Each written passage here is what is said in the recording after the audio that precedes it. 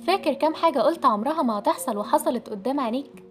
أهو ده بالظبط اللي بتفسره لنا نظرية البطة السوداء، اللي بتقولك إن في الوقت اللي بتعتقد فيه إنك فهمت أي ظاهرة وكونت عنها رأي كامل، ممكن يظهر حدث أو معلومة جديدة تغير لك تماما وجهة نظرك القديمة.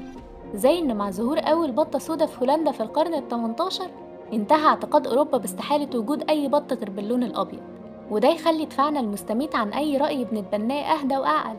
ده لأن مش مستحيل أبدا نبقى غلط مهما كانت وجهة نظرنا منطقية، وما تستبعدش أبدا تقرأ في يوم خبر زي ده أو ده أو حتى ده.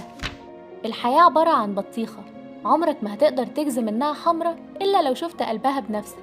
غير كده مفيش حقيقة ثابتة، كلها احتمالات يجوز تبقى صح ويجوز تبقى غلط. فمن الآخر ما تخليش اقتناعك برأي يقفل عقلك عن باقي الاحتمالات. أشوفكم بخير.